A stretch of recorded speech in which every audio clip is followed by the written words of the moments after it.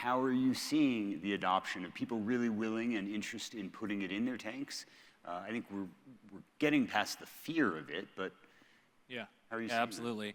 Yeah, I mean, I think that business aviation so far is actually doing a great job on a relative basis. I mean, we're probably and the numbers will vary based on what source you talk to, right? But we're probably 5-6% of the jet fuel demand as an industry, and we're probably more like 10+% of the SAF. So I think we're at least staying, let's call it proportional or even leading proportionally for our sector. And I think we do need to continue to do that, for some of the reasons that Kennedy said, to keep our kind of mandate or license to operate from a public perception standpoint, and because of the next generation.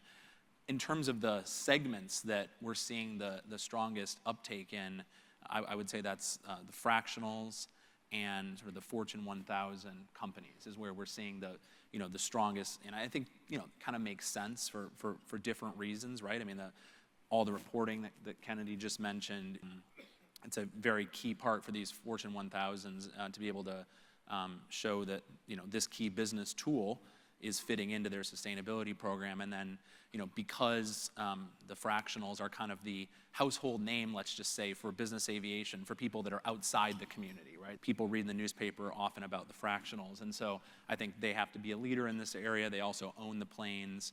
You see a little bit more difficulty in adoption with, let's say, charter management, because of course they're having to compete with each other for their cost structure, right? So again, I think every sector we're seeing increases year over year, frankly exponential increases in adoption, which is great, but off of a very, very low base.